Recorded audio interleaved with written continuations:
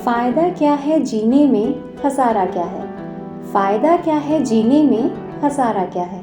कहाँ खो जाएंगे हम लोग, हमारा क्या है? जीतने वालों का कोई इल्म नहीं हमको, जीतने वालों का कोई इल्म नहीं हमको कि हम हार के सोचते हैं हारा क्या है। और फिर यूँ उम्र कटेगी दो भागों में, आधी आस में और आधी काश में। हेलो, नमस्कार, प्रणाम, सत श्री अकाल, आदाब। आप सभी का इस स्पेस में वार्म वेलकम। आप सभी इस शायरी का मतलब समझने की कोशिश कर रहे होंगे, है ना? I am sure, but don't worry, ये लाइंस अभी क्लियर हो जाएंगी। देखिए, ये लाइंस हम सभी की लिविंग से जुड़ी हैं।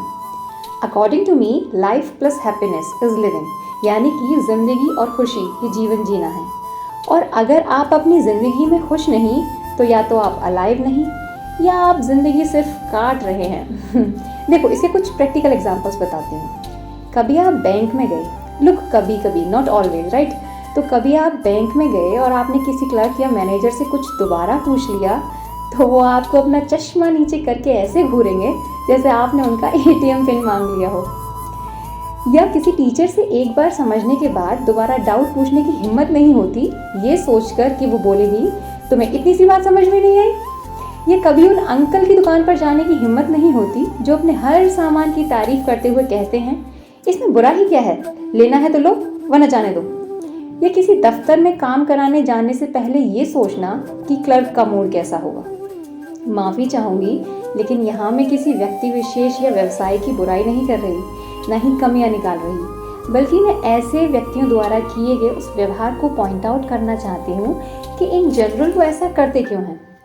देखिए, आप ऐसे व्यक्तियों के पास कभी तब जाइएगा जब वो बहुत अच्छे और शांत मूड में हो और उनसे बोलना how is your life going, यानी आपकी ज़िंदगी कैसी चल रही है।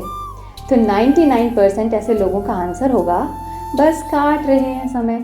और एग्जैक्टली यही मेरा पॉइंट है कि हम में से ज़्यादातर लोग ऐसे काम या करियर में एंगेज हैं जिसे हम एंजॉय नहीं करते। वो सिर्फ हमारा एक सोर्स ऑफ इनकम है, यानी आमदनी का साधन, और इसलिए उसे हम केवल बोझ की तरह काटते हैं और दिन में 10 बार अपने काम को कोसते हैं और 10 बार उन लोगों को जो उस काम से जुड़े हैं।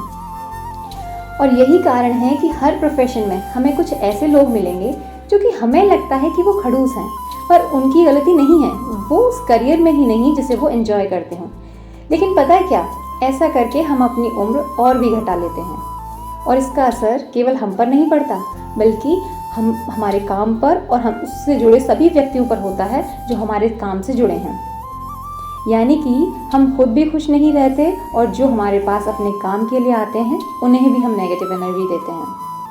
तो इसलिए अपने करियर की चॉइस बहुत सोच समझ के करें, पीयर प्रेशर या किसी तरह के दबाव में आकर नहीं, क्योंकि आपकी चॉइस का असर आपके आने वाले 25 से 30 सालों पर होगा। देखो, अपने करियर की चॉइस किसी बूम बैंग, लाइमलाइट यानी चकाचौंध या जॉब लगने पर मिलने वाली अटेंशन और पॉपुलैरिटी को देखकर तो बिल्कुल मत करना, क्योंकि ये बस कुछ समय के लिए होगी। उसके आगे आने वाले 25 से 30 सालों में जो आप काम करोगे, यदि वो आपको इन्फ्लुएंस कर रहा है तो आप सही दिशा में हो, वरना तो बूम बैंक खत्म हो जाने के बाद आप भी यही कहोगे बस काट रहे हैं समय। अगर किस्मत से आपको ऐसा कोई करियर मिला है जो आप नहीं चाहते थे, चाहे फिर वो फाइनेंशियल प्रेशर के कारण हो या सिचुएशन की डिमांड के कारण, तो उस करियर के साथ साथ उस काम के लिए भी समय निकालें जो आपको पसंद है, चाहे फिर वो सिंगिंग हो, डांसिंग हो, राइटिंग हो, ड्राइविंग हो, पेंटिंग हो या टीचिंग हो। अगर आप अपनी पसंद का काम कुछ समय के लिए भी करोगे तो आपको अच्छा फील होगा, आपको किसी एक्सटर्नल मोटिवेशन की ज़रूरत नहीं पड़ेगी, यानी कि आप हर सिचुएशन को एंजॉय करोगे। मीन टू से is that you will feel good.